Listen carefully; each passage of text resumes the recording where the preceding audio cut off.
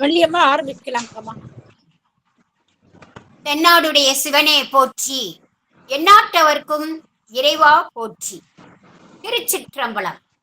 போற்றுதலுக்கும் பாராட்டுதலுக்கும் உரிய வேலுண்டு வினையில்லை குழுமத்தை சார்ந்த அனைத்து அடியார்களின் பொன்னார் திருவடிகளை வணங்கி, நமது சிறப்பு விருந்தினர் சிவத்திரு பத்மபாத முருகன் ஐயா அவர்களையும் வணங்கி, அனைவருக்கும் எனது அன்பான விநாயகர் சதுர்த்தி தின நல்வாழ்த்துக்களை பணிவுடன் தெரிவித்துக் கொள்கின்றேன்.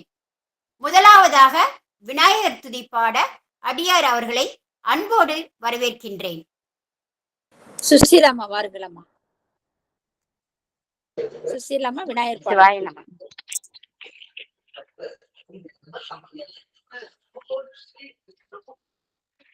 சிவாய நம. திருவடி வணக்கங்க. திருச்சிற்றம்பலம்.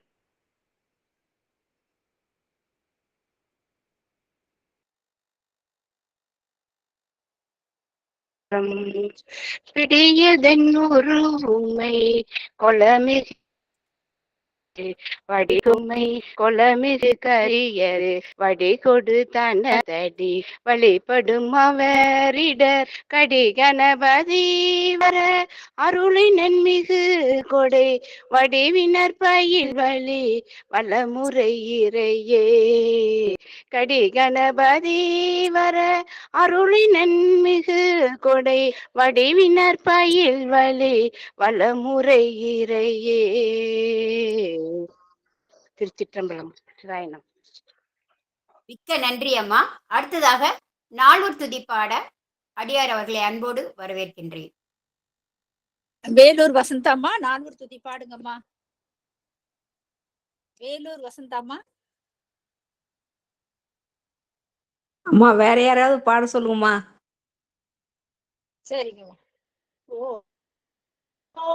வெப்பொழிக்க வெளியர்கோன் கடல் போற்றி ஆமிசை கல்மிதப்பில் அணிந்த வீரான் நடி போற்றி ஆழி திரு நாவலூர் வன் தொண்டர் பத் போற்றி ஊழிமணி திருவாத ஊரர் திரு தாழ் போற்றி ஊழிமணி திருவாத ஊரர் திரு தாழ் போற்றி.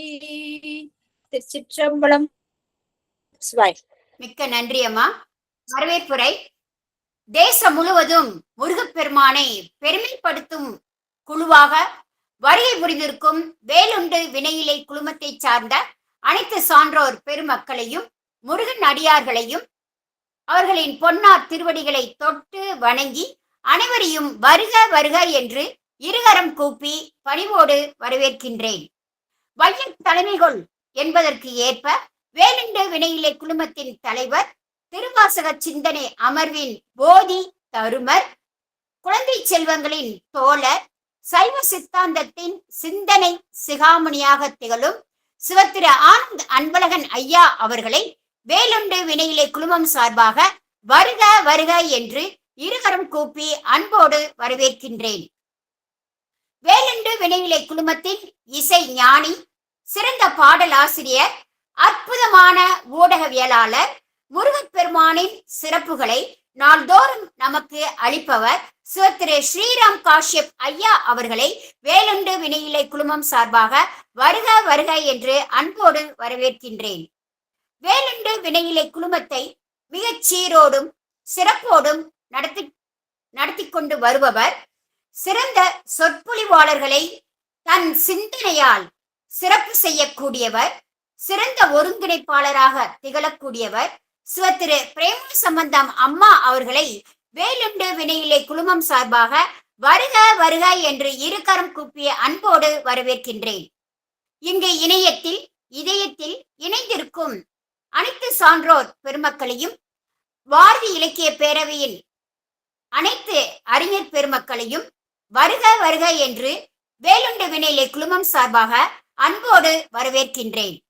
நமது சிறப்பு விருந்தினர் சிவத்திரு முருகன் ஐயா அவர்கள் MA ஆங்கிலம் கற்ற முதுகலை பட்டதாரி. இவர் இளநிலை உதவியாளராக பள்ளி கல்வித்துறையில் சிறப்பாக செயல்பற்றி வருபவர். வீழ்வேன் என்று நினைத்தாயோ என்ற குறிக்கோளை கொண்ட பாரதி இலக்கிய பேரவையின் மாபெரும் தலைவர், மாபெரும் நிறுவனர். முத்தமிழின் சுவையை பற்றி பேசக்கூடிய சுவைஞர். கண்ணதாசனின் பாடல்கள் மீது பற்று கொண்டு ஆய்வு செய்து ஒளி மொழியாக யூடியூபில் பதிவு செய்யக்கூடியவர். பாரதி இலக்கிய பேரவையை 10 ஆண்டுகளாக சிறப்பாக நடத்தி ஆசிரியர் பெருமக்கள், கல்வியாளர்கள், கவிஞர்கள், கலைஞர்கள் என ஒரு நட்பு வட்டத்தை உருவாக்கி அனைவரையும் பேச்சாளராக்கி பார்க்க வேண்டும் என்ற நல்லெண்ணம் கொண்டவர். எண்ணற்ற பட்டிமன்றங்களில் பட்டிமன்ற பேச்சாளராகவும் நடுவராகவும் பணிபுரிந்து வருபவர்.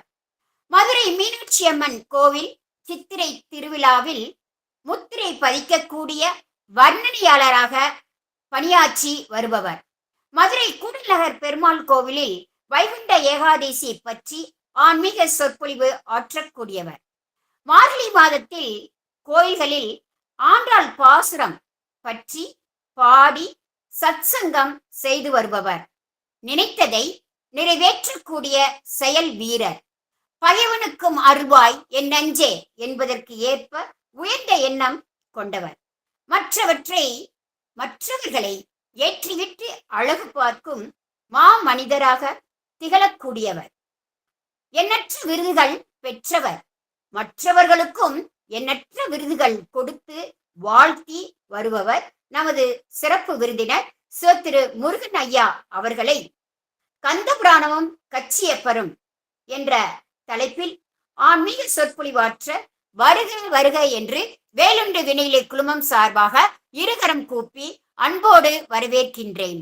வெற்றிவேல் முருகனுக்கு அரோகரா, வீரவேல் முருகனுக்கு அரோகரா, கந்தவேல் முருகனுக்கு அரோகரா, சக்திவேல் முருகனுக்கு அரோகரா. முருகா சரணம். ஐயா, இனி மேடை தங்கள் வசம்.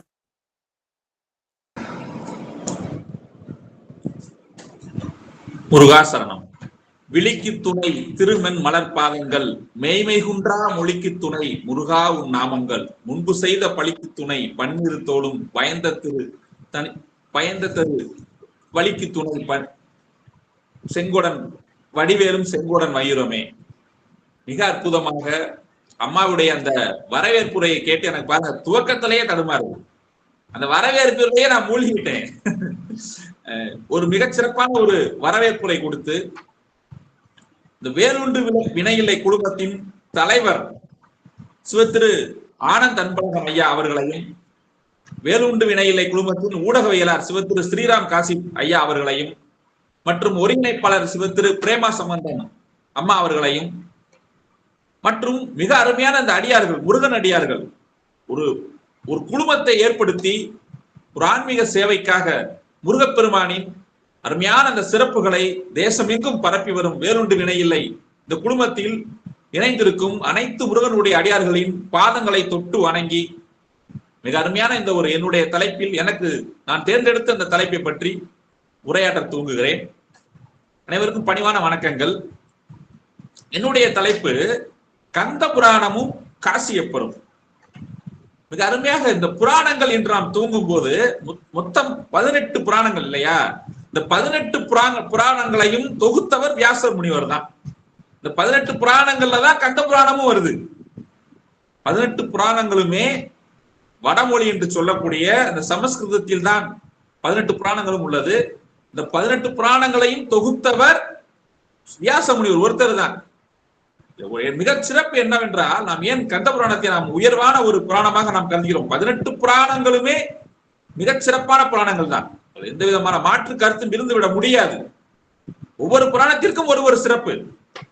கந்த புராணத்தை நாம் ஓதி நாம் படித்து நாம் அருள் பெறும் போது நம்முடைய ஆற்றல் மேம்படும், நமது வெற்றி என்பது உருவாகும். நமக்கு வெற்றி என்பது உருவாகும், வெற்றி என்பது உறுதிப்படும். ஒவ்வொரு புராணத்திற்கும் ஒவ்வொரு சிறப்பு இருக்கிறது. இதில் என்ன ஒரு மிகப்பெரிய ஒரு கந்த புராணத்திற்கு ஒரு இன்னொரு மிகப்பெரிய சிறப்பு என்னவென்றால், 18 புராணங்களும் சேர்த்து 4 லட்சம் ஸ்லோகங்கள் கொண்டது. ஸ்லோகம் என்பது 2 வரி திருக்குறள் மாதிரி. இது மாதிரி மொத்தம் 18 புராணங்களினுடைய ஸ்லோகங்களை நாம் கணக்கில் எடுத்துக்கொண்டால் 4 லட்சம் ஸ்லோகங்கள் அதுல இருக்கு. கந்த புராணம் மட்டும், அதாவது ஒரு கந்த புராணம் மட்டும் 1 லட்சத்திற்கும் அதிகமான ஸ்லோகங்களை கொண்டுள்ளது. நான் சிந்தித்து பார்க்கிறேன், 17 புராணங்களும் சேர்த்து 3 லட்சம் ஸ்லோகங்கள். கந்த புராணம் ஒன்று மட்டும் 1 லட்சம் ஸ்லோகங்கள். அளவிலும் பெரியதாக, நம்பர் ஆஃப் அந்த ஸ்லோகம் என்று சொல்லுவாங்க இல்லையா, அந்த எண்ணிக்கையிலும் பெரியதாக மிக அருமையான ஒரு கந்த புராணம். கந்த புராணம் கந்தனுடைய புராணத்தை மட்டுமா சொல்லுது? அழகா அம்மா சொன்னாங்க. ஏன்னா இந்த வேலுண்டு வினையிலே குடும்பத்தை பொறுத்தவரை முருகப்பெருமானை ஆய்வு செய்து கொண்டே இருக்கிற ஒரு மிகப்பெரிய ஒரு குடும்பம். வாரம் 2 முறை. அப்பா சிந்திச்சு பாக்குறேன், இதை நம்ம புதுசா பேசிட முடியுமா? யாரா இருந்தாலும் புதுசா ஒரு விஷயத்தை சொல்லிட முடியுமா என்பது கேள்விக்குறி. எவ்வளவு பெரிய முருக பக்தனாக அவர் இருந்தால் கூட, ஏன்னா ஒவ்வொரு வாரமும் 2 தினங்கள் மிகச் சிறப்பான ஒரு அறிஞர் பெருமக்களை அழைத்து பேச சொல்கிறார்கள் என்றால் நான் சிந்தித்து பார்க்கிறேன். எவ்வளவு பேசியிருப்பாங்க இவ்வளவு வருடங்கள்ல. நான் கூட காலையில அம்மா வள்ளியம்மாட்ட போன் பண்ணி கேட்டேன், என்னம்மா கந்த புராணத்தை பத்தி எப்படிமான்னு. நிறைய பேசியிருக்காங்க, ரொம்ப எளிமையா சொன்னாங்க. நிறைய பேசியிருக்கு, நிறைய பேசப்பட்டிருக்கும், எனக்கு தெரியும். அப்ப என்னுடைய தலைப்பு கந்த புராணமும் காசியப்பரும். ரொம்ப அழகா வாரியார் சுவாமி சொல்லுறாங்க, அங்கதான் நம்ம ஆரம்பிக்கணும். வாரியார் சுவாமியை சொல்லாம நம்ம ஆரம்பிச்சிடவே முடியாது இல்லையா? வாரியார் சுவாமி சொல்றாங்க, நீ கந்த புராணத்தை படித்தால் இந்த கலியுகத்தில் இந்திரனை போல் வாழ்வாய் அப்படின்றாங்க. இந்த கலியுகத்தில் இந்த பூமியில் நில உலகில் இந்திரனை போல் வாழ்ந்து சிவகதி அடைவாய் அப்படின்னு வாரியார் சுவாமிகள் சொல்றாங்க. இப்ப கந்தனுடைய சிறப்பு என்ன? நம்ம எப்பவுமே கந்தனுடைய திருவடியை சரணடைந்தால் போதுங்க. முருகா சரணம்னு சொன்னால் போதும், கந்தனுடைய திருவடியை வணங்கினால் போதும். எதுவுமே நான் சொல்ல கிடையாது, நான் சொல்லல, அருணகிரிநாதர் சொல்றார். அதாவது ஒரு சிறப்பு என்ன அப்படின்னா, முருகப்பெருமானை பொறுத்தவரை அவருடைய திருவடியை நாம் சரணடைந்தால் போதும். ரொம்ப சிறப்பா 12 திருமுறைகளில் வரிசையின் அடிப்படையில் முதல் 7 திருமுறை தேவாரம், 8ஆம் திருமுறை திருவாசகம். ஆனால் காலத்தின் அடிப்படையில், தோன்றிய காலத்தின் அடிப்படையில் பாத்தீங்கன்னா மாணிக்கவாசகருடைய திருவாசகம் தான் முதல் நூல். 12 திருமுறையில் முதல் நூல் திருவாசகம் தான். காலத்தின் அடிப்படையில் 3ஆம் நூற்றாண்டிலே இது உருவாக்கப்படுகிறது. மாணிக்கவாசகர் வாழ்ந்த காலத்தில் சில குழப்பங்கள்லாம் வரும், நீங்க தெளிவா சொல்லலாம்.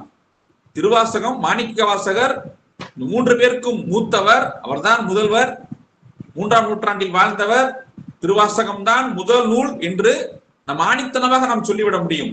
என்ன ஒரு சாட்சி என்ன அப்படின்னா, மாணிக்கவாசகருக்காக குதிரை திருவிளையாடலை சிவபெருமான் அந்த நரியை பரியாக்கி செய்த திருவிளையாடலை எல்லாம் திருநாவுக்கரசருடைய நாம் தேவாரத்தில் நாம் பார்க்கிறோம். ஒன்றுதான் சாட்சி. மாணிக்கவாசகரை பற்றி திருநாவுக்கரசர் தன்னுடைய தேவாரத்தில் குறிப்பிடுகிறார் என்றால் கண்டிப்பாக அது தேவாரத்திற்கு முற்பட்ட நூல் தான். அந்த வகையில் காலத்தின் அடிப்படையில் நாம் எடுத்துக்கொண்டோமே ஆனால் திருவாசகம் 12 திருமுறைகளில் முதல் நூல். அதன் பிறகுதான் காரைக்காலமே கூட அதுக்கப்புறம் தான் வர்றாங்க. அந்த திருவாசகத்தின் முதல் நூலின் முதல் சொல் நமசிவாய வாழ்க, நாதன் தாள் வாழ்க. இதை சிறப்பாக நாம் ஆய்ந்து பார்த்தோமே ஆனால் இதுக்கும் கந்த புராணத்துக்கும் என்ன சம்பந்தம் இருக்கு? ரொம்ப அழகா சொல்றாரு மாணிக்கவாசகர், நம சிவாய வாழ்க. அதாவது பஞ்சாட்சர மந்திரம் என்று சொல்லக்கூடிய சிவாய நம்ம 5 எழுத்து மந்திரத்தை தான் முதலில் வாழ்க என்று வைக்கிறார். சிவன வாழ்க என்று சொல்லல, சிவ மந்திரத்தை வாழ்க என்று சொல்கிறார், நம சிவாய வாழ்க. அதன் பின்பு நாதன் தாள் வாழ்க என்கிறார். அதன் பின்புதான் திருவடியை பற்றி அவர் பேசுகிறார். முதலில் அந்த பஞ்சாட்சர மந்திரம், அதன் பிறகு திருவடி, இப்படிதான் வரிசைப்படுத்தப்படுகிறது. திருவாசகம் தான் முதல் நூல், முதல் நூலின் முதல் சொல் நமசிவாய வாழ்க. அதன் பிறகு நாதன் தாள் வாழ்க, இமைப்பொழுதும் என் நெஞ்சில் நீங்காதான் தாள் வாழ்க. திருவடிக்குள்ள அதுக்கப்புறம் தான் வருது. ஆனால் நம்முடைய அருணகிரிநாதர் என்னுடைய முதல் பாடல் விழிக்கு துணை திருமென் மலர் பாதங்கள் அப்படின்னாரு. அதன் பிறகுதான் முருகா உன் நாமங்கள் அப்படின்னாரு. முதல்ல என்ன சொல்றாரு? விழிக்கு துணை, விழியை காப்பது இமை இல்லையா? அதே போல அடியவர்களை காப்பது விழிக்கு துணை திருமென் மலர் பாதங்கள். மெய்மை குன்றா மொழிக்கு துணை அப்படின்னாரு. மெய்மைனா உண்மை. ஒருத்தன் உண்மை குறையாத மொழி பேச வேண்டும் அல்லது சொன்ன சொல்லை காக்க வேண்டும் என்றால் அதற்கு தனியான ஒரு மந்திரம் தேவையில்லை. முருகா உன் நாமங்கள் எல்லாமே மந்திரம் தான். முருகப்பெருமானுடைய நாமங்கள் அனைத்துமே மந்திரங்கள் தான் என்று அருணகிரிநாதர் பதிவு செய்கிறார். முதல்ல திருவடி சரணம். திருமுருகாற்றுப்படையில் கூட நக்கீரர் உணங்கும் போது காலில் இருந்துதான் தூங்குவார். நான் இதே குடும்பத்தில் ஏற்கனவே நான் பேசியுள்ளேன். முருகனை பற்றி வர்ணிக்கும் போது காலில் இருந்துதான் அந்த பாடல் துவங்கும். அப்ப முருகனுடைய திருவடியை நாம் சரணம் அடைந்தால் போதும், அவ்வளவுதான். வேற எதுவுமே நீங்க செய்ய வேணாம். சரணம் அடைந்தால் போதும். முருகா சரணம், அவ்வளவுதான். திருவடி சரணம் என்று நாம் சரணம் அடைகின்ற போதே நமக்கு இந்திரனை போல் இந்த பூமி உலகில், இந்த பூ உலகில் வாழக்கூடிய இந்த தகுதி கிடைத்து நாம் சிறப்பாக வாழ்ந்து சிவகதி அடைவோம், நற்கதி அடைவோம் அப்படின்னு வாரியார் சுவாமிகள் பதிவு செய்யறார். நீ கந்த புராணம் என்பது ஒரு கந்தனுடைய ஒரு வரலாறை மற்றும் கந்தர் எப்படி தோன்றுகிறார், சூரனை எவ்வாறு வென்றார், தெய்வியனை எவ்வாறு மனம் செய்தார், வள்ளியை எவ்வாறு மனம் செய்தார், இதோடு முடிவதல்ல. 1,00,000 ஸ்லோகங்கள் கச்சியப்பர் சுவாமிகள் 10,345 பாடல்கள். அப்பா, மிகப்பெரிய புராணம். எவ்வளவு விஷயம் அதுல இருக்கு. ஒட்டுமொத்த புராணமும் சொல்ல போனால் நம் இந்த தமிழ்நாட்டில் உலவுகிற பேசுகிற மேடை பேச்சாளர்கள் பயன்படுத்துகிற இந்த புராண கதைகள், புராண வரலாறுகள் எல்லாமே எங்க இருக்குன்னா கந்த புராணத்துலதான் இருக்கு. கந்த புராணம் ஒன்றை படித்தால் போதும், அவ்வளவு விஷயங்கள் இருக்கிறது. கந்த புராணம் அந்த காலகட்டத்தில் ஆதிசங்கரர் தோன்றி அவருடைய தத்துவத்தை பரப்புகிறார். அதன் பிறகு ராமானுஜர் தோன்றி அவருடைய தத்துவம் விசிஷ்டாத்வைதம் சொல்லக்கூடிய அத்வைதம், விசிஷ்டாத்வைதம், இந்த தத்துவங்களையும் இந்தியாவெங்கும் பரப்புகிறார்கள். ஆதிசங்கரர் அத்வைதத்தை பரப்புகிறார். அதிலேயே விசிஷ்டாத்வைதம் என்று சொல்லக்கூடிய சிறப்பு அத்வைதம். அதுதான் இந்த 2 தத்துவங்களையும் 2 பேர் என்ன செஞ்சிடறாங்க, இந்தியா முழுவதும் பரப்பி விடுகிறார்கள். அதன் பிறகு வருகிற காஞ்சிபுரத்தில் தோன்றுகிற காலத்தியப்பருடைய மகனாக தோன்றுகிற கச்சியப்பர் சுவாமிகள் சிறுவயது முதலே காலத்தியப்பரையும் மிகப்பெரிய தவம் செய்து வரம் பெற்றுதான் கச்சியப்பரை மகனாக பிறக்கிறார். கச்சியப்பர் மகனாக பிறக்கிறார். தெய்வ குழந்தையாக தான் தோன்றுகிறது. வரம் வாங்கி பெற்ற குழந்தை அது. பிறக்கும் போதே வரத்தோடு பிறந்த குழந்தை அது. இளம் வயதிலேயே அதிக ஆன்மீக ஈடுபாடோடு வளர்கிறார். சைவ சித்தாந்தங்கள் அனைத்தையும் படிக்கிறார். தேவாரம், திருவாசகம், அந்த ஆகமங்கள் அனைத்தையும் படித்து கற்று தேர்ந்து வேதங்களையும் படித்து உபனிஷங்களையும் படித்து உபநிடதங்களில் சொல்லப்படுகிற மூலப்பொருளும் தேவாசகம் திருவாசகத்தில் சொல்லப்படுகிற மூலப்பொருளும் ஒன்றுதான் என்று உணர்ந்தவர் கச்சியப்பர். ரொம்ப முக்கியமான விஷயம் அது. அவருதான் அடுத்து என்ன செய்யறாருன்னா கந்த புராணம் எழுதுகிறார். அதையும் தாண்டி சொல்லுவாங்கல்ல, அதையும் தாண்டி. அப்ப அவருடைய கனவில் தோன்றுகிற முருகப்பெருமான் இந்த 14 புராணங்களில் கந்த புராணமும் இருக்கிறது. அது வடமொழி என்று சொல்லக்கூடிய அந்த சமஸ்கிருதத்தில் இருக்கிறது. இந்த அருமையான இந்த ஒரு கந்த புராணத்தை நீ தமிழில் எழுது என்று அவருடைய கனவில் தோன்றி திகட சக்கரம் செம்முக ஐந்துலான் என்ற வரியையும் முதல் வரியாக எடுத்துக் கொடுத்து கந்த புராணத்தை எழுத சொல்கிறார். பணிக்கிறார் அவரை. கனவில் இருந்து விழித்தெழுகிற கச்சியப்பர் முகமெல்லாம் வேர்த்து விடுகிறது. முருகனை வணங்குகிறார். இவ்வளவு மாபெரும் பணியை எனக்கு தருகிறீர்களே. ஏனென்றால் அவர் 14 புராணங்களையும் படித்தவர், 1,00,000 ஸ்லோகங்களையும் படித்தவர். இது ஒரு மாபெரும் பணியாயிற்று, என்னால் முடியுமா வேண்டுகிறார். என்னால முடியுமா? எப்படி 1,00,000 ஸ்லோகத்தை நான் எப்படி ஒரு மிகப்பெரிய புராணமாக எழுதக்கூடிய அளவுக்கு எனக்கு ஆற்றல் இருக்கிறதா என்ற ஒரு ஐயப்பாடு கச்சியப்பருடைய மனதில் எழுகிறது. இருந்தாலும் முருகனை வணங்கி கொண்டு பணியை தூங்குகிறார். திகட சக்கரம் செம்முக ஐந்துலான், 10 கரங்களையும் 5 முகங்களையும் கொண்ட சிவபெருமானின் தந்தையாகிய விநாயகரை, விநாயகர் காப்பு பாடல், அதுதான் முதல் பாடல் என்றாக துவங்கி தினம்தோறும் 100 பாடல்கள் எழுதுகிறார் அவர். 100 பாடல்கள் எழுதுகிறார். எழுதி என்ன செய்யறாருன்னா, இந்த குமரக்கோட்டத்தில், காஞ்சிபுரத்தில் உள்ள குமரக்கோட்டத்தில் பாடல்களை எழுதி ஏடுகளில் எழுதி அதை மீண்டும் மீண்டும் மீண்டும் மீண்டும் படித்து பார்க்கிறார். ஏதேனும் குறைகள் இருக்கிறதா, திருத்த முடியுமா என்று திருத்தி பார்க்கிறார். அதன் பிறகு அந்த அந்த ஏடுகளை எல்லாம் முருகப்பெருமானின் சன்னதியில் வைத்துவிட்டு, இரவு சன்னதியில் வைத்து விட்டு வந்து விடுவார். காலையில் சென்று பார்ப்பார், ஏடுகளில் சில வார்த்தைகள் திருத்தப்பட்டிருக்கும்.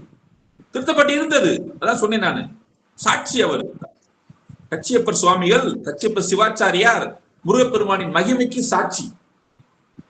ஏடுகளில் சில வார்த்தைகள் திருத்தப்பட்டிருக்கும். மனப்பூர்வமாக அவர் ஏற்றுக்கொள்கிறார். ஆகா, நம்ம என்னை என்னுடைய இந்த பாடல்களை முருகப்பெருமான் அங்கீகரிக்கிறார் என்பதை உணர்ந்து கொண்டு ஒவ்வொரு நாளும் 100 பாடல்கள் என்று எழுதி 100 நாள்கள் 10,000 பாட்டு எழுதிட்டார். 10,345 பாடல்கள் எழுதி முடிச்சிட்டார். எழுதி முடிச்சு நூல் அரங்கேற்றம் பண்ணணும். அங்குள்ள அந்த மன்னனிடம் சென்று நூல் அரங்கேற்றம் செய்வதற்கான அந்த தேதிகள் குறிக்கப்படுகிறது. அந்த புண்ணிய தினம் குறிக்கப்படுகிறது. இப்ப நாள் குறிச்சாச்சு. அதே மாதிரி குமரக்கோட்டத்தில் உள்ள அந்த மண்டபத்தில் அம்மா சொன்னாங்க, பிரேமா சம்பந்தம் அம்மா சொன்னாங்க, மண்டபத்தில் நான் சென்று அமர்ந்து வழிபட்டு வந்தேன். அடியார்கள் இருந்த இடத்தையெல்லாம் பார்த்தேன். அதுக்கே மிகப்பெரிய நமக்கு ஒரு புண்ணியம் அது. ஒவ்வொரு முருகன் அடியாரும் கண்டிப்பாக சென்று குமரக்கோட்டத்தில் அந்த மண்டபத்தில் அமர்ந்து தியானம் செய்ய வேண்டும்.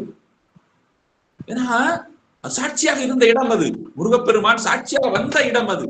அருணகிரிநாதருக்கு எப்படி வந்தாரோ அதே போல கச்சியப்பருக்கும் அதான் நம்ம பார்க்க போறோம். அந்த குமரக்கோட்டத்தில் இப்ப மிகச் சிறப்பாக அந்த நூல் அரங்கேற்றம் துவங்குகிறது. ஏடுகளை வைத்துக் கொண்டு ஏடுகளை கொண்டு வராரு. மிகப்பெரிய அறிஞர்கள் கூட்டம், புலவர்கள் கூட்டம். அந்த சபை எங்கும், அந்த மண்டபம் எங்கும் நிறைந்து இருக்கிறது. ஏன்னா கச்சியப்ப சுவாமிகள் நூல்களை எழுதி கொண்டிருக்கிறார் என்பது அனைவரும் அறிந்தது. நூலை அரங்கேற்றம் செய்கிறார் என்பதும் அனைவரும் அறிந்தது. மன்னர் சார்பாக அந்த அரங்கேற்றம் நடைபெறுகிறது என்பதனால் அந்த மண்டபம் முழுவதும் புலவர்களும் அறிஞர்களும் அடியார்களும் குழுமி இருக்கிறார்கள். மிகப்பெரிய கூட்டம். நம்முடைய கச்சியப்பர் அந்த ஒட்டுமொத்த 10,345 பாடல்களையும் கொண்ட ஏடுகளை கொண்டு வருகிறார். ஒரு அருமையான ஒரு பட்டு துணியில் சுற்றப்பட்டிருக்கிறது. அதை வைத்து விட்டு வணங்கி விட்டு மலர்களை எல்லாம் தூவி அதை வணங்கி விட்டு எடுத்து ஓலையை எடுத்து முதல் வரியை பாடுகிறார். திகட சக்கர செம்முக ஐந்துலான் அப்படின்னு பாடிட்டு அந்த முதல் பாடலை பாடிவிட்டு அதான் அது பாடலுக்கான விளக்கத்தை சொல்கிறார். திகழ் தசக்கரம் என்றால் 10 கரங்களும், செம்முக 5 முகம், 5 முகங்களை கொண்ட சிவபெருமானே அப்படின்றார். அப்ப எந்திரிச்சிட்டார் ஒரு புலவர். நம்முடைய தமிழ் அறிஞர்களுக்கு தான் நெற்றிக்கண் திறந்தாலும் குற்றமே, தமிழில் ஒரு சிறு தவறு நடந்துவிடக் கூடாது என்பதில் தமிழ் புலவர்கள் மிக கவனமாக இருப்பார்கள். ஐயா, நீங்க எப்படி திகழ் தசக்கரம் என்பதை திகட சக்கரம் எப்படி மாத்தினீங்க? நீங்க திகழ் தசக்கரம் தான் நீங்க சொல்ல வர்றீங்க. தசக்கரம் என்பது எப்படி அது திகட சக்கரமாக மாறும்? இதற்கு தொல்காப்பியரின் இலக்கண நூல்களில் விதி இல்லையே, எப்படி நீங்க விதி சொல்லுங்க அப்படின்னு கேக்குறாங்க. அப்ப நம்முடைய கச்சியப்பர் என்ன சொல்றாருன்னா, இந்த வரி எனக்கு முருகப்பெருமான் எடுத்து கொடுத்த வரி, முதல் வரி, அதைத்தான் நான் எழுதினேன். எல்லாரும் சிரிக்கிறாங்க. சரி, நீங்க முருகப்பெருமான் எடுத்து கொடுத்த வரியாவே இருக்கட்டும், அப்ப அவர் எங்களுக்கு சாட்சி சொல்லுங்க. நகைப்புக்குள்ளாகிறார். அங்கு அவர் சொல்லுங்க, நாங்கள் ஏற்றுக்கொள்கிறோம். ஒண்ணு, இந்த பாடலுக்கான இலக்கண நூலுக்கான விளக்கத்தை சொல்லுங்கள், இலக்கண நூலை எங்களுக்கு காட்டுங்கள், இலக்கண விதியை எங்களுக்கு காட்டுங்கள். இல்லை என்றால் நீங்கள் சொல்லியது போல இந்த முருகப்பெருமானே உங்களுக்கு முதலடி எடுத்து கொடுத்தார் என்பது உண்மையானால் இந்த முருகப்பெருமானே சொல்லட்டும், நாங்கள் ஏற்றுக்கொள்கிறோம். நன்றாக சிந்தித்து பாருங்கள். 10,345 பாடல்களை எழுதியவர் முதல் பாடலின் முதல் வரியில் இலக்கண விதிக்கு எங்க போவார்? அவர் முருகன் எடுத்து கொடுத்த வரி அது. தொல்காப்பியத்தில் அந்த இலக்கண அந்த புணர்ச்சிக்கான விதி இல்லை, அதுல இல்ல, தொல்காப்பியத்துல இல்ல. அவ்வளவுதான். என்ன செய்யறதுன்னே தெரியல. இருந்தாலும் முருகன் மீது கொண்ட நம்பிக்கை என்ன சொல்றாருன்னா, அந்த கூட்டத்தை அனைவரையும் வணங்கி எனக்கு ஒரு நாள் அவகாசம் கொடுங்கள், நாளை காலை நான் வருகிறேன் அப்படின்னு சொல்லிட்டு மீண்டும் அந்த பட்டு துணியில் அந்த நூல்களை எல்லாம் சுற்றி எடுத்துக்கொண்டு குமரக்கோட்டத்திற்குள் கோயிலுக்குள் சென்று விடுகிறார். அவருக்கு என்ன செய்யறதுன்னே தெரியல. இருந்தாலும் மனதிற்கு ஒரு அருமையான ஒரு நம்பிக்கை இருக்கிறது. முருகன் கைவிட மாட்டாரு, காப்பாற்றுவாரு என்கிற ஒரு நம்பிக்கை அவருக்கு இருக்கிறது. குமரக்கோட்டத்தில் அந்த நூல்களை வைத்து விட்டு கண்ணீர் சிந்திக்கொண்டே அவர் ஆழ்ந்த தூக்கத்தில் தன்னையே அறியாமல் தூங்கி விடுகிறார். அப்ப அந்த கனவுல முருகப்பெருமான், ஒன்னும் கவலைப்படாத, சோழ நாட்டில் வீர சோழியம் என்று ஒரு இலக்கண நூல் உள்ளது. அந்த இலக்கண நூலில் இதற்கான விதியும் உள்ளது. சந்திப்பாடலில் 18ஆம் சந்திப்படலத்தில் 18ஆம் பாடல், நாளை ஒரு புலவன் உனக்கு கொண்டு வந்து தருவான், நீ தைரியமா போ, நாளை மேடைக்கு போ என்று முருகப்பெருமான் கனவில் தோன்று கூறுகிறார். ஏற்கனவே அடி எடுத்து கொடுத்த அதே முகம், திடுக்கிட்டு விழுகிறார், வணங்குகிறார். நீ என்ன கவலை இருக்கு? அடுத்த நாள் ரொம்ப தைரியமா போறாரு. இப்ப முதல் நாள் கூட்டத்தை விட இன்று அதிகமாக கூட்டம் கூடுகிறது. ஏன்னா என்ன நடக்க போகுதுன்னு தெரியலையே. இலக்கணத்தில் விதிகள் இல்லை, அவர்கள் அறிந்த தொல்காப்பியத்தில் விதிகள் இல்லை. அதாவது முருகப்பெருமான் நேரில் அதற்கு விளக்கம் சொல்ல வேண்டும். இப்ப கச்சியப்பர் என்ன செய்ய போறாரு என்பதை காண்பதற்காகவே முதல் நாள் இருந்த கூட்டத்தை விட அடுத்த நாள் அதிகமாக கூட்டம் வருகிறது. அதே போல உள்ளே நுழைகிறார், இந்த மேடையில் அமர்கிறார், நூலை கீழே வைக்கிறார். வாசலில் பரபரப்பு, ஒரு சிறிய பரபரப்பு ஏற்படுகிறது. என்ன பார்த்தா, தள்ளுங்க தள்ளுங்க தள்ளுங்க அப்படின்ட்டு ஒரு புலவன் ஒருவன் வருகிறான், உள்ள வர்றான். தள்ளுங்க தள்ளுங்க, நான் கச்சியப்பரை பார்க்கணும் அப்படின்னு உள்ள வர்றான். உள்ள அவன் கைகளில் ஒரு இலக்கண நூல், ஒரு ஏடு உள்ளது. ஒரு ஏடு சொல்றாங்க, இந்த மாதிரி இது எங்க சோழ நாட்டில் உள்ள வீர சோழியம் என்ற நூல். இதுல உங்களுடைய அந்த விதிக்கான பாடல் இதில் உள்ளது, சந்திப்படலத்தில் 18ஆம் பாடல் என்று சொல்லிவிட்டு, எந்த புலவன் நேற்று அந்த ஐயத்தை எழுப்பினானோ அவரையே எழுப்பி இந்த படி என்று காட்டுகிறார்கள். அந்த பாடலை படித்தால் மிக அருமையாக திகழ் தசக்கரம் என்பதற்கு திகட சக்கரம் என்று புணரக்கூடிய அந்த விதி உள்ளது. அப்ப எல்லாமே வியந்து பார்க்கிறாங்க. சரி, விதி வந்துருச்சு, இலக்கண விதி வந்து விட்டது, இனி பாடலை தொடரலாம் அப்படின்னு கச்சியப்பருக்கு மிகப்பெரிய சந்தோஷம். ஆக நமக்கான இந்த இலக்கண நூல் வந்து விட்டதே அப்படின்னு மிகப்பெரிய சந்தோஷம். சார் எங்க இந்த கொண்டு வந்த அந்த புலவன் எங்கன்னு தேடி பார்க்கறாங்க, ஆளை காணோம். இங்கதானே இருந்தா எங்க போனா? வந்தது முருகப்பெருமான்ல. அப்ப என்ன செய்யறாங்கன்னா, அப்பதான் உணர்கிறார்கள் கச்சியப்பருடைய ஆழ்ந்த பக்தி, அவருடைய மேன்மை என்ன, அவருடைய சக்தி என்ன உணர்கிறார்கள். அதாவது முருகப்பெருமான் அடி கொடுத்து முதலடி எடுத்து கொடுத்து எழுதிய பாடல் கந்தபுராணம். அந்த ஒரு கந்தபுராணம் பாடலுக்கு ஒரு நெருக்கடி இடையூறு ஏற்படும் போது முருகப்பெருமான் விட்டுருவாரா? சிந்தித்து பார்க்க வேண்டும். அது மட்டும் கிடையாது, கூட்டத்துல என்ன சொன்னாங்க, ஒண்ணு முருகப்பெருமான் நேர்ல வரணும் அல்லது இலக்கண நூல் வரணும், இதானே சொன்னாங்க.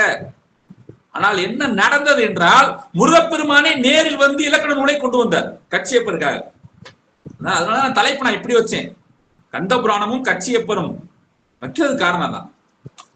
முருகப்பெருமானே நேரில் இந்த இலக்கண நூலை கொண்டு இந்த விதியை காண்பித்து அந்த புலவருக்கு அன்று ஒரு நம்பிக்கை கொடுத்தார் என்றால், அதான் சொன்னேன் நான், கச்சியப்பர் என்பவர் மிகப்பெரிய சாட்சி. எப்படி அருணகிரிநாதருக்காக அந்த திருவண்ணாமலை கோயிலில் ஈசான மூலையில் ஒளியாக தோன்றினாரோ, உருவமாக தோன்றினாரோ, தோன்றி காமிச்சார் இல்லையா சம்பந்தனுக்காக. அதே போல கச்சியப்பருக்காகவும் முருகப்பெருமானே நேரில் இந்த இலக்கண நூலை தந்து கந்த புராணத்திற்கு மிகப்பெரிய ஒரு வரம் அளித்தார். எல்லாரும் போய் நெடுஞ்சாங்கடியா காலில் விழுந்தாங்க கச்சியப்பருடைய காலில். உங்களுடைய மேன்மையை நாங்கள் புரிந்து கொண்டோம், இந்த நூலின் சிறப்பை நாங்கள் அறிந்து கொண்டோம், வாசியுங்கள், கேளுங்கள், நாங்கள் கேட்க தயாராக இருக்கிறோம், வாசியுங்கள், படிங்கள் என்று நெடுஞ்சாங்கடியாக அவருடைய பாதங்களில் விழுந்து வணங்கி பணிந்து வணங்கி நூலை படிக்க சொன்னார்கள். பின்புதான் தூங்குகிறது கந்தபுராணம். ரொம்ப அருமையா, அதாவது இந்த கந்தபுராணம் என்பது கந்தருடைய தோற்றம் எங்க இருந்து தெரியுமா ஆரம்பிக்கிறாங்க? அது ரொம்ப ஒரு வேடிக்கையா இருக்கு எனக்கு. பர்வதராஜனுடைய மகளாக அன்னை பார்வதி தேவி குழந்தையாக தோன்றியதிலிருந்து கதை தூங்குகிறது.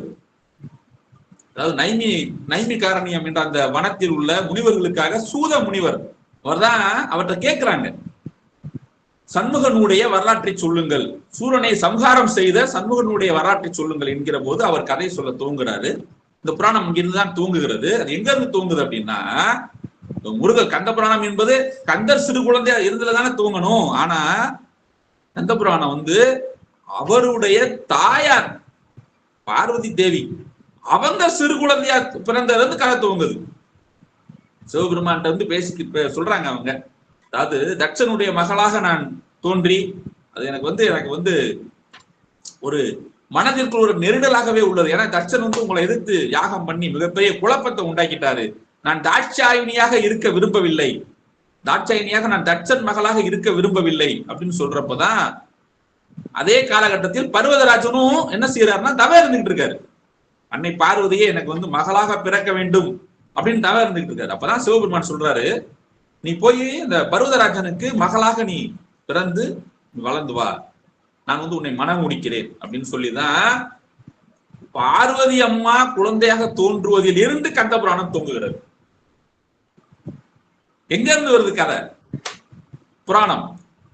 அப்ப பார்வதி அம்மா மகளாக தோன்றி விடுகிறார்கள். இன்னுமே சொல்ல போனா, அதாவது இந்த வள்ளி திருமண நாடகத்துல வந்து வள்ளி திருமண புராணத்துல வந்து வள்ளிக்காக முருகன் வந்து கிழவன் வேடம் கொண்டு வருவார் இல்லையா? வள்ளி அந்த மனம் முடிப்பதற்காக முருகனுக்கு என்ன செய்வாரு? கிழவன் வேடம் கொண்டு வந்து செய்வாரு. இந்த புராணத்தை சிவன் ஏற்கனவே பார்வதித்த பண்ணியிருக்காரு. இதை பண்ணியிருக்காரு முதலேயும். அவங்க வந்து அந்த கானகத்தில் பிறந்து விடுகிறார்கள். பர்வதராஜனுக்கு மகளாக தோன்றி 5 வயது வருகின்ற போதே நான் தவம் செய்ய போகிறேன், இந்த சிவபெருமானை நோக்கி நான் தவம் செய்ய போகிறேன் அப்படின்னு சொல்லிட்டு அவங்க தவம் செய்ய போறாங்க. தவம் செய்து கொண்டிருக்கும் போது அப்பயே நம்ம சிவபெருமான் என்ன பண்றாரு? ஒரு கிழவன் வேடம் பூண்டு கொண்டுதான் அங்க போறாரு. போய் வம்பிழுத்து அதன் பிறகு மனம் புரிகிறார். அப்ப இந்த கந்த புராணத்துல எத்தனை புராணங்கள் அடையப்பா பார்வதியில தூங்குது. அதே மாதிரி அகத்தியர் கதை முழுவதும், அகத்தியர் புராணம் முழுவதும் இதுலதான் வருது, கந்த புராணத்துலதான் வருது. முருகப்பெருமானுடைய லீலைகள். முருகப்பெருமான் தோன்றி விடுகிறார்.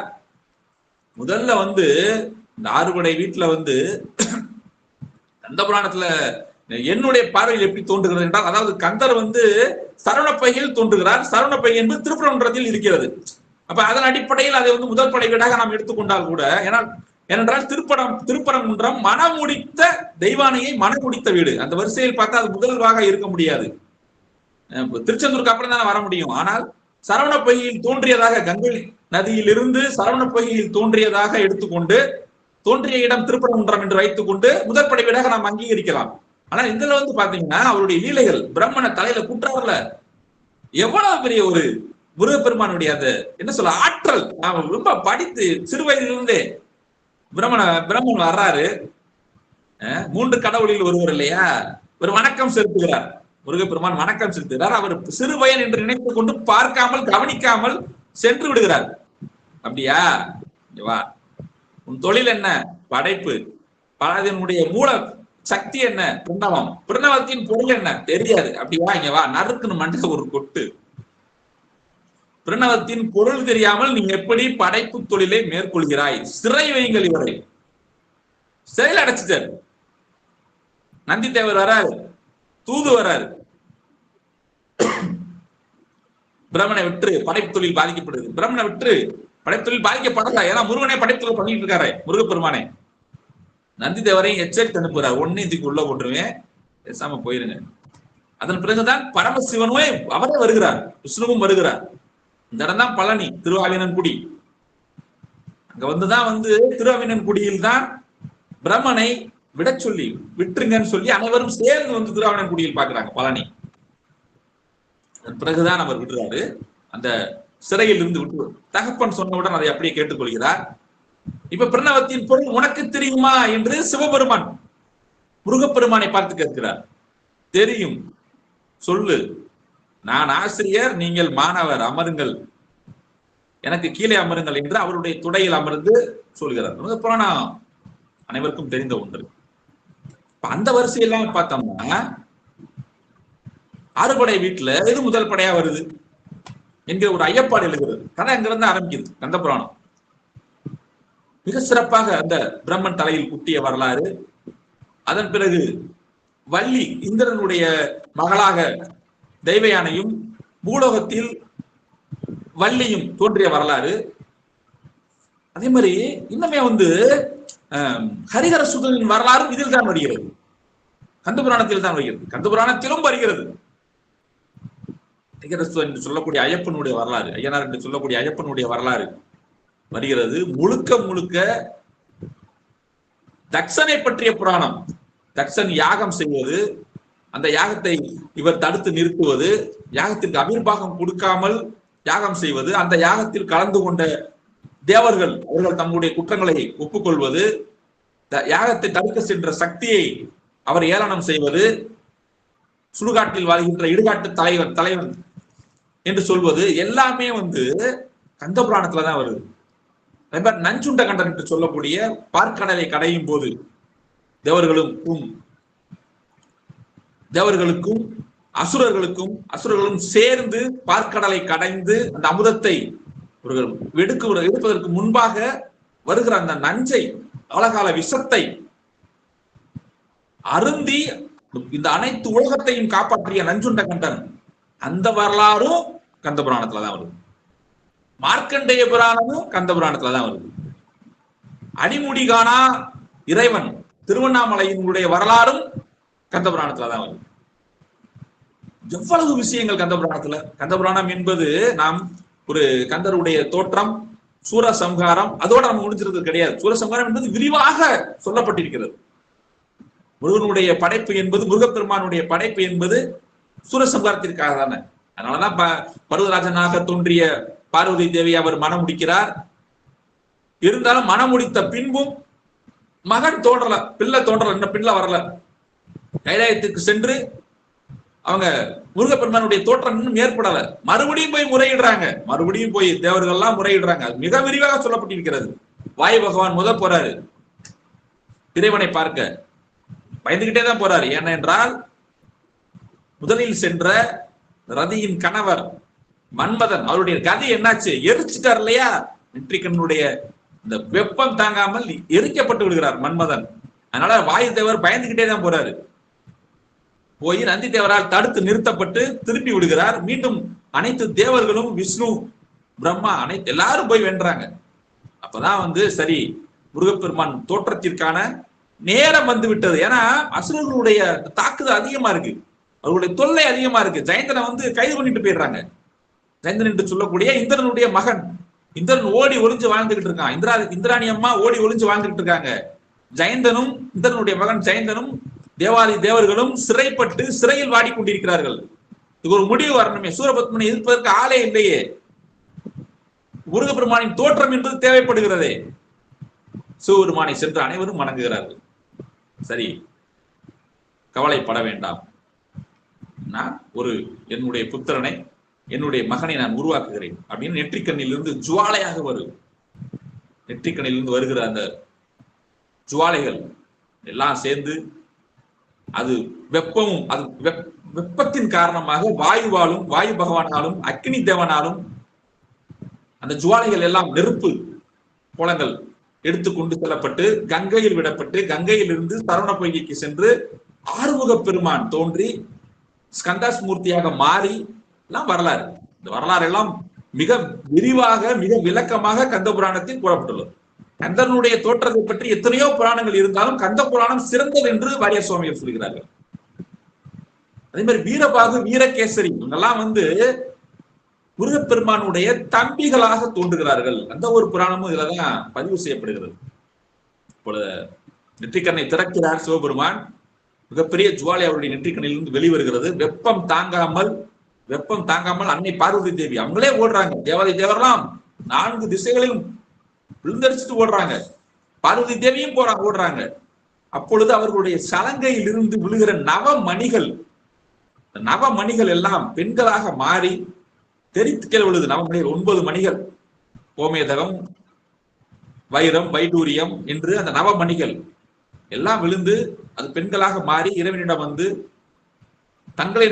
தங்களை நாங்கள் அடைய வேண்டும் என்ற கோரிக்கை வைத்து, அவ்வாறே அதற்கு சிவபெருமான் செவிசாய்த்து அதன் பின்புதான் வீரபாகு, வீரகேசரி, வீர மகேந்திரன் என்று அந்த 9 நவ வீரர்கள் தோன்றுகிறார்கள்.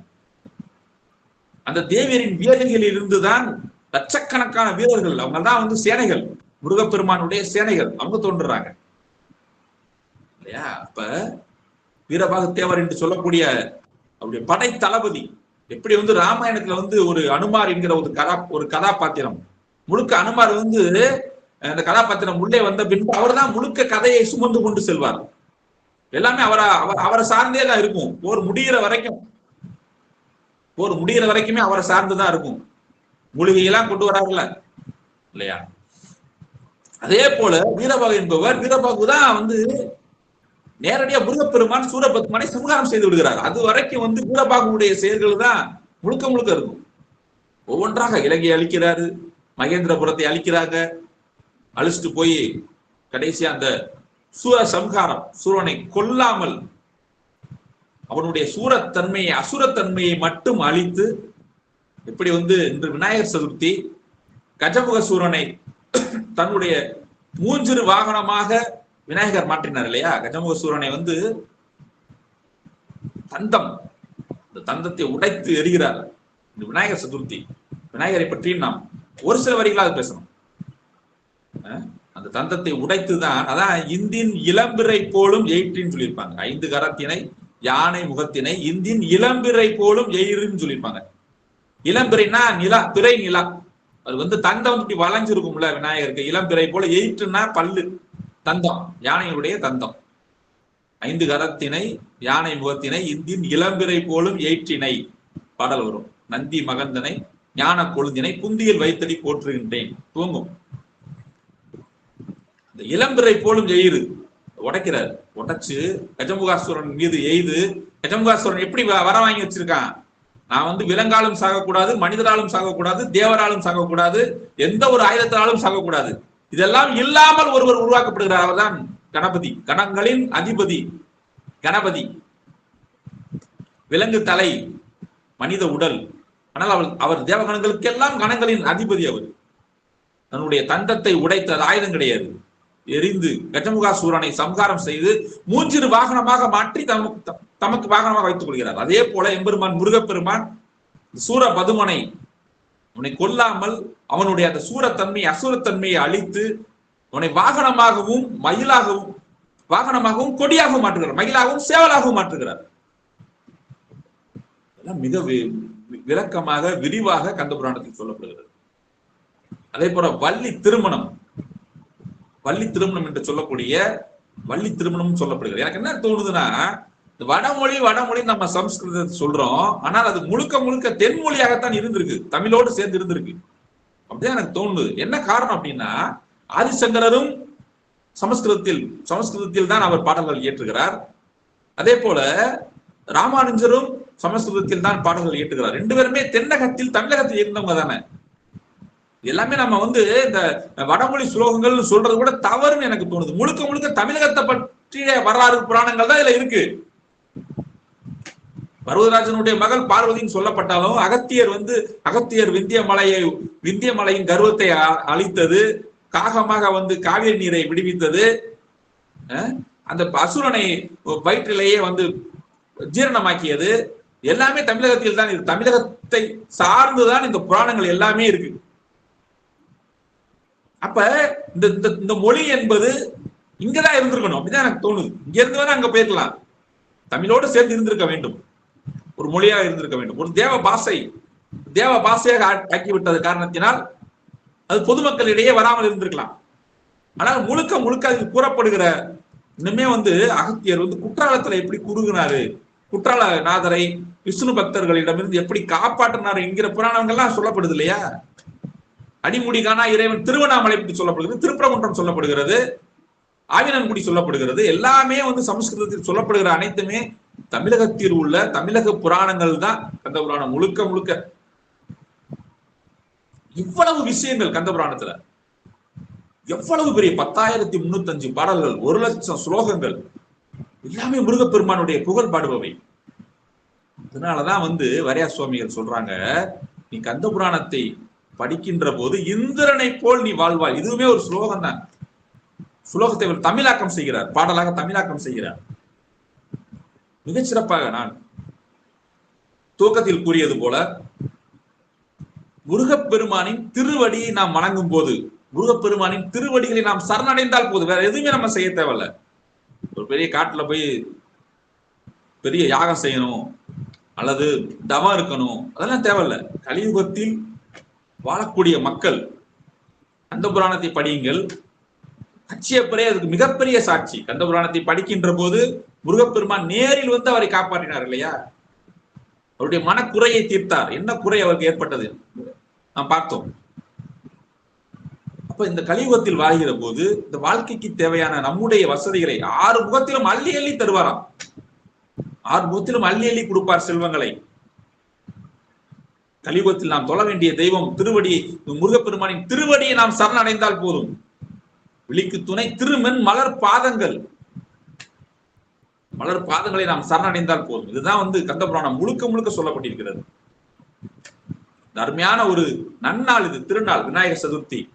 விநாயகர் சதுர்த்தியில் கந்த புராணம் பற்றி பேசுவதற்கு வாய்ப்பு தந்த வேலுண்டு வினையிலே குடும்பத்திற்கு அடியவர்களின் அனைத்து பாதங்களையும் நாம் வணங்கி என் உரையை நான் நிறைவு செய்கிறேன். நன்றி, வணக்கம்.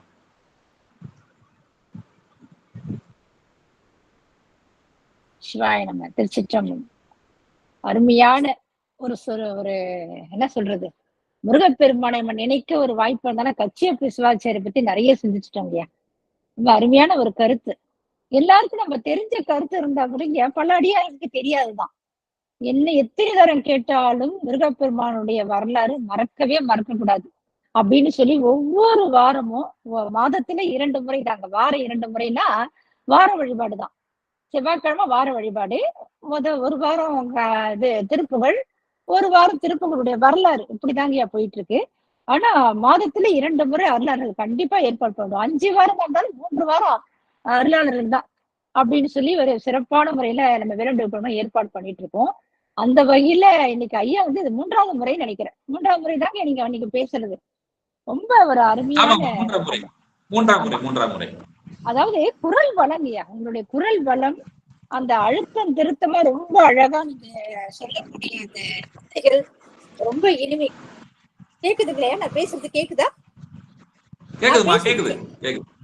அந்த மாதிரி ரொம்ப அழகா விளக்கம் எடுத்து கொடுத்திருக்கீங்க. நம்ம வள்ளி அம்மா மாதிரி நீங்களும் அந்த சொற்பொழிவு பேசுறது ஒரு அழகு, ரொம்ப நல்லா இருக்கு கேட்கறதுக்கே ஒரு இனிமை. அதாவது நம்ம சோர்ந்து போயிருந்தா கூட நம்மள தட்டி எழுப்புவாங்க இல்லையா? நம்ம எப்படி இப்ப இருக்கிறீங்க, அந்த மென்மையான குரலுக்கும் நல்ல உச்சஸ்தாயில இருக்கிற குரலுக்கும், அம்மா அந்த அம்மா பேசு தூங்குற மாதிரியே இருக்கு அப்படிம்பாங்க. ஆனா நீங்க எல்லாம் தூங்குறவங்கள எழுப்பிடுவீங்க. அந்த மாதிரி ஒரு அருமையான ஒரு குரலுங்கய்யா. ரொம்ப இந்த குரலுக்கெல்லாம் நாங்கெல்லாம் அடிமை. வள்ளியப்பா நீங்க மற்ற நிறைய அடியாருக்கெல்லாம் பேசக்குள்ள பார்த்தா ரொம்ப சிறப்பான ஒரு முதல்ல கட்டி இழுக்கிறது அதுதாங்கய்யா. அந்த கட்டி இழுக்கிறது இந்த குரல் வளம் தான். அந்த அளவுக்கு ரொம்ப அழகா எடுத்து சொன்னீங்கய்யா. உண்மையிலே 18 புராணம் நம்ம வியாச முனிவரை பத்தி தான் சொல்லுவோம், வியாச முனிவர் ஏற்று தான் சொல்லுவோம். ஆனா அந்த கந்த புராணம் வந்து மொத்தத்துல 4 லட்சம் சொன்னீங்க. 4 லட்சம் ஸ்லோகங்கள் இருக்கு. நீங்க யாராவது மைக்க ஆன் பண்ணிட்டீங்களா, ஆஃப் பண்ணிட்டீங்களா யாராவது? சிவசிவா. அப்புறம் அந்த கந்த புராணம் மட்டும் 1 லட்சம்னு சொன்னீங்கன்னா அது 3 லட்சம் இல்ல 1 லட்சம் ஸ்லோகங்கள் இருக்குன்றது உண்மையிலே இதை தெரிஞ்சக்கூடிய ஒரு விஷயம் தான். ஆனா மிகப்பெரிய பாடலுங்க கந்த புராணம், மிகப்பெரியதுதான். எல்லாருமே சொல்லுவாங்க. நம்ம திருவிளையாட புராணம் 3000 பாடல்னு நினைக்கிறேன் இல்லைங்களா ஐயா? திருவிளையாட புராணம் 3000 பாடல்னா தெரியல, ஆனா கந்த புராணம் மிகப்பெரிய ஒரு புராணம் தான் அப்படின்னு சொல்லுவாங்க. அந்த மாதிரி நீங்க பெரிய புராணம் கந்த புராணம் தான். வாரியார் சுவாமிகள் சொன்னாரு பாருங்க, நம்ம இந்திரனை போலே வாழலாம், இந்திர போல வாழ்ந்து கடைசி முடிவு எங்க இறைவனுடைய திருவடியை அடையலான்றதுக்கு விளக்கமா எடுத்து நம்ம குரு மகா சன்னிதானம் சொல்ற மாதிரியே நம்ம வாரியார் சொன்ன கருத்தையும் எடுத்து நீங்க விளக்கம் கொடுத்தீங்க. அதாவது அவர் வந்து எப்படி இருந்தாரு, அவரை கச்சியப்ப சிவாச்சாரி என்ன மாதிரி வழிபாடு செஞ்சிருக்கிறாங்க, ஒரு ஆன்மீகத்துல எப்படி இருக்கணும் ஒரு உதாரணமா இருந்தாருன்னு சொன்னீங்க. தேவாரம், திருவாசகம், உபனிஷதம், அப்புறம் சமஸ்கிருதம் எல்லாமே படிச்சிருக்கிறார். எல்லாம் ஒரு அறிவுரை சிறந்து விளங்கி அது மட்டும் இல்லாம அதை உணர்ந்து வாழ்ந்திருக்கிறாருன்ற கருத்தையும் எடுத்து சொன்னீங்க. சிறப்பு. மாணிக்க வாசகர் வந்து திருநாவுக்கரசுக்கு முன்னாடியே இருந்தது, 7 திருமுறைக்கு முன்னாடி 8 தான் வந்துருது, முன்னாடி இருக்கிறது ஒரு விளக்கம். நல்ல கருத்து சொன்னீங்க. ஏன்னா ஆணித்தரமா சொல்ல முடியாது நம்மளாலலாம், ஏன்னா இது அனுபவத்தினால்தான் சொல்ல முடியும். நம்ம படிச்சு அதை அறிந்து இந்த மாதிரி எல்லாம் இருக்கு அப்படின்ட்டு 3ஆம் நூற்றாண்டிலே இருக்கிறாரு. ஆமா அப்படின்றத விளக்கம் எடுத்து சொன்னீங்க. ரொம்ப சிறப்புங்க அதெல்லாம். ஆனா ஒரு பாடல் நீங்க சொல்லியிருந்தா நாங்க தெரிஞ்சுருப்போம். திருநாவுக்கரசு வந்து மாணிக்கவாசகர் பத்தி சொன்னாரு, நீங்க அந்த பாடல் உதாரணமா எடுத்துக்காட்டு இருந்தா அடியனுக்கிட்ட கொஞ்சம் சிறப்பா இருந்திருக்கும்னு நினைக்கிறேன். நான் ரொம்ப நாங்க தெரிஞ்சுக்க ஒரு வாய்ப்பா இருக்கும். ஆனா சொன்னீங்க, அந்த உதாரணம் எடுத்து சொன்னீங்க. அப்புறம் இன்னும் ஒரு கருத்து சொன்னீங்க, மந்திரம். முதல்ல என்ன அடி எடுத்து கொடுக்குறாரு சிவாச்சாரியர், அவரு கச்சியப்ப சிவாச்சாரியர் என்ன எடுத்து கொடுத்துருக்காருன்னா மந்திரம் தான். நம்ம மாணிக்கவாசகர் எப்படி நமச்சிவாய வாழ்கன்ற மாதிரி இவரு ஒரு மந்திரத்தை முருகப்பெருமானுடைய அந்த பஞ்சாட்சர மந்திரத்தையும் சொல்லி, அருண்டிகநாதர் அந்த விழிக்கு துணி அந்த பாடலையும் எடுத்து விளக்கம் இங்க எடுத்து கொடுத்து, அந்த எப்படி நம்ம இறைவனுடைய திருவடி அடையணும், முதல்ல பஞ்சாட்சரம் மந்திரம், அப்படி இறைவனுடைய நாமம், அதுக்கப்புறம் அவருடைய திருவடின்ட்டு அந்த பக்குவ நிலையை கொண்டு போறது எப்படி, இந்த வழிமுறையும் எடுத்து எங்களுக்கு கொடுத்துருக்கீங்க. ரொம்ப நல்லா சிறப்பா இருந்தது. திருமருகாற்ற படையில கூட ஒரு பாடல் எடுத்து விளக்கம் கொடுத்தீங்க, ரொம்ப நல்லா இருந்தது. அதுக்கப்புறம் ஆதிசங்கர் வந்து அத்வைதத்தை கொண்டு வந்தா கூட, ராமானுஜ சிறப்பு அத்வைதத்தை கொண்டு வந்தா கூட, ஆனா சிறப்பானது வந்து தமிழ் முறைதான், தமிழ்ல இல்லாத விளக்கமே இல்லை அப்படின்ற அந்த கந்தபுராணத்துக்கு அடிப்படை பேசிக்க கரெக்டா எடுத்து கொடுத்துட்டீங்க. அதான் யாரு காலேஜ் எப்ப இருப்பாங்கன்னா கச்சியப்புறம் இளங்கழுதிலே எல்லாமே பெற்று தெரிந்தா கூட அவர் கனவுலயே முருகப்பெருமானே வந்து இவர் மூலியமாதான் அந்த கந்தபுராணம் ஏற்றணும் அப்படின்றது ஒரு முடிவோட தான்.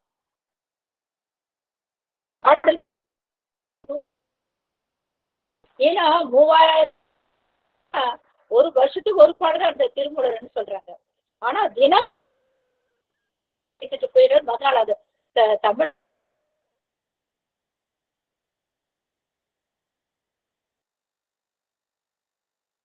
பாருங்க.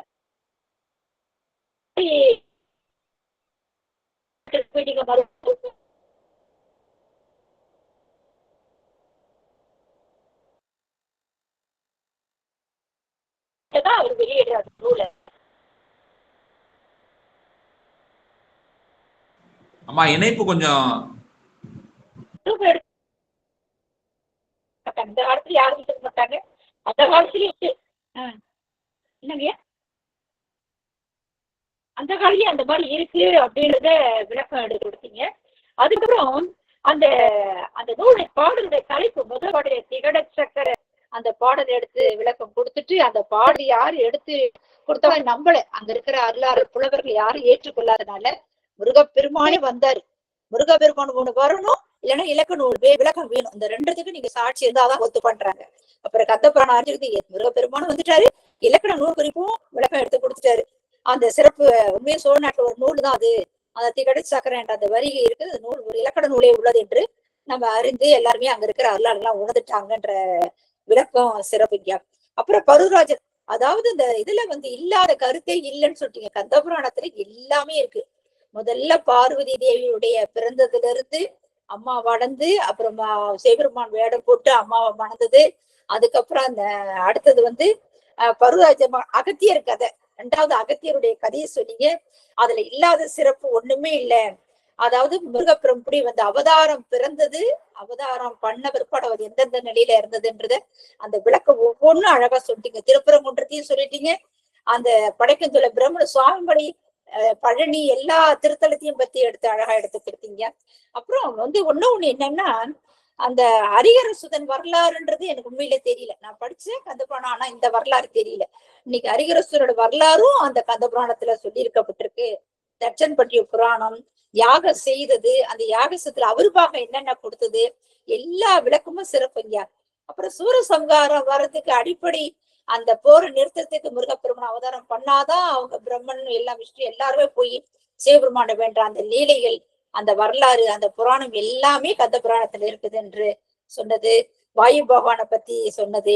அப்புறம் வந்து ஜெயந்தன் கூட சிறையில் அடைக்கப்பட்டிருக்கு. எல்லாருமே ஒவ்வொருத்தவங்க ஒவ்வொரு இடத்துல ஜெயந்தன் சிறையில் தான் அவர் மீண்டும் வரணும்.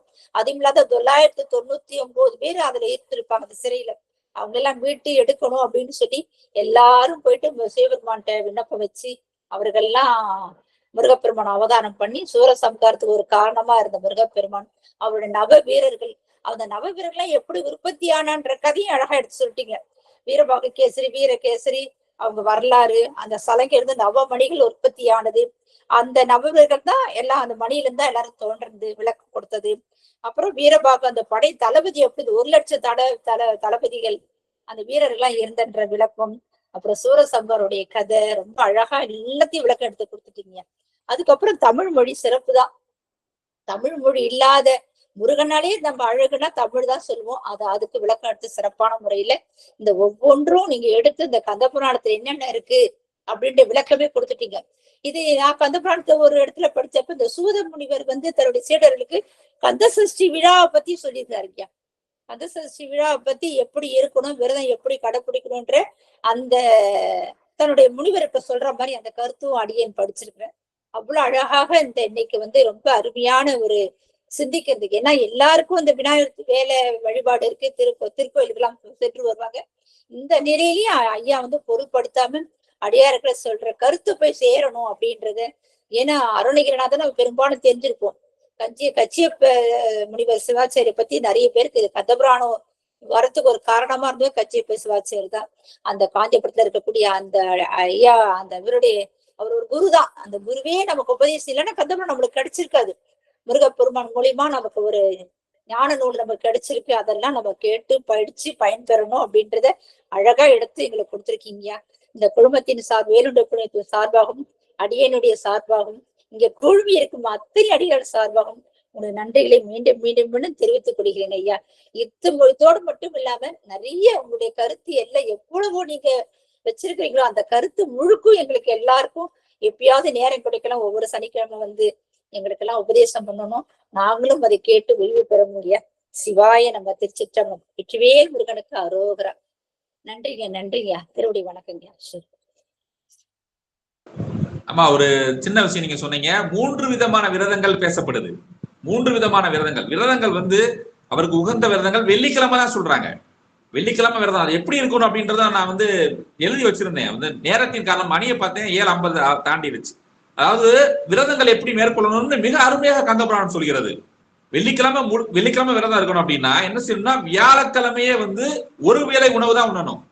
வியாழக்கிழமை ஒரு வேளை உணவு உண்டுட்டு வெள்ளிக்கிழமை பகலில் முழுவதும் உணவு உண்ணக்கூடாது. வெள்ளிக்கிழமை இரவு நாம் தூங்கக்கூடாது, விழித்திருக்க வேண்டும். வெள்ளிக்கிழமை இரவு விழித்து விட்டு சனிக்கிழமை மதியானம் தான் சாப்பிடணும். ஒரு நாள் விரதம் என்பது 3 நாள்களை சேர்ந்து வருது அப்படிதான் சொல்றாங்க. அதே மாதிரி பரணி நட்சத்திரத்தில் விரதம் இருக்க சொல்றாங்க. 3ஆவதாக மிக முக்கியமாக முருகனுக்கு உகந்த விரதம் சஷ்டி விரதம், கந்த சஷ்டி விரதம். முருகப்பெருமானுக்கு உகந்த விரதமாக சொல்லப்படுகிறது. 3 விரதமான விரதங்கள் நம்ம கந்தபுராணத்துல சுட்டி காட்டப்படுகிறது. விரதம் இருக்கும் முறை, விரதம் சொல்லப்படுகிறது என்பதை விட விரதம் இருக்கும் முறை மிக அழகாக சொல்லப்படுகிறது. விரதம் இருக்கிற தினம் அன்று நாம் இரவு தூங்கக்கூடாது, விழித்துதான் இருக்க வேண்டும். எப்படி சிவராத்திரி அன்று நாம் சிவனுக்காக நாம் விழித்து நாம் இருக்கிறோமோ அதே போல முருகப்பெருமானுக்கு நாம் விரதம் இருக்கிறோம் என்றால் பரணி நட்சத்திரத்துல தான் நாரதர் விரதம் இருக்கிறார். வெள்ளிக்கிழமை விரதம் என்பதும் நீங்கள் விரதம் இருப்பதாக இருந்தால் அன்று இரவு கண்டிப்பாக விழித்திருக்க வேண்டும். சனிக்கிழமை மதியானம் தான் நீங்க சாப்பிட்டு விரதத்தை முடிக்கணும். இப்படிதான் ரொம்ப அழகா விரதம் இருக்கும் முறையும் இது சொல்லப்பட்டிருக்கிறது. நீங்கள் ஞாபகப்படுத்தியது மிகவும் நன்றி அம்மா. நன்றி. இல்லைங்க, நான் படிச்சதை சொன்னேன். ஏன்னா அதன வேலுடைய குடும்பத்துல மாத இதழ் எழுதினப்ப அப்ப நான் படிச்சேன். அந்த சஷ்டி விரதத்தை பத்தி அதுல காப்பி அடிச்சு தான் நான் எழுதி போட்டிருக்கேன். நான் படிச்சதை நான் உணர்ந்ததை எழுதியிருக்கிறேன் அப்படின்னு சொல்லி அந்த மலர்ல எழுதுனதுங்க. அதனால எனக்கு தெரிஞ்சது. படிச்சேன் இந்த கந்தபுராணம் கொஞ்சம் ஓரளவுக்கு அப்படி படிச்சதுனால தெரியும். ஹரிஹரசூதனுடைய அந்த புராணமும் இருக்கிறது, இதுலயும் இருக்கு, பல்வேறு இடங்கள்ல இருந்தாலும் இதுலயும் இருக்கு. சிறப்பு. அதுல பாதி நூல் நம்ம பார்வதி தேவி சிவபெருமானுடைய வாழ்க்கை வரலாறு போயிடுதுங்க. அந்த புக்ல ஒரு பாகம் ஃபுல்லா அவங்களுடைய திருமணம் வர வரைக்கும் அப்படியே போயிட்டு இருக்கோம். அதுக்கு அடுத்த 2வது தொகுப்புலதான் அவங்களுடைய முருகப்பெருமானுடைய வரலாறு வரும். சிவசிவ நன்றிங்க. வாழ்த்து பாடல் பாடி முடிச்சுட்டு நம்ம அடியார்களை யாராவது பேச வைக்கலாம். வான்மையில் வழாது பெய்க மழி வளம் சுரக்க மன்னன் கோன்முறை அரசு செய்க குறைவிலாது உயிர்கள் வாழ்க நான்மறை அறங்கள் ஓங்க நல்தவம் வேள்வி மல்க மேன்மைகொள் சைவ நீதி விளங்குக உலகம் எல்லாம் மேன்மைகொள் சைவ நீதி விளங்குக உலகம் எல்லாம் ஆறிரு தடந்தோல் வாழ்க அருமுகம் வாழ்க வெற்பை ஊருசை தனிவேல் வாழ்க குக்குடம் வாழ்க செவ்வேல் ஏரிய மஞ்சை வாழ்க யானை தன் அணங்கு வாழ்க மாறிலா வள்ளி வாழ்க வாழ்க சீரடியார் எல்லாம் மாறிலா வள்ளி வாழ்க வாழ்க சீரடியார் எல்லாம் வாழ்க சீரடியார் எல்லாம். திருச்சிற்றம்பலம். அனைத்து அடியார் திருவடி தாமரை மனமொழிமைகளால் வணங்கி சென்னிமேல் சுட்டு மகிழ்கிறேன். சிவாய நம. திருச்சிற்றம்பலம். மீண்டும் மீண்டும் ஐயாவுக்கு நன்றியை தெரிவித்துக் கொள்கிறேன். சிவாய நம. சிவாய நம.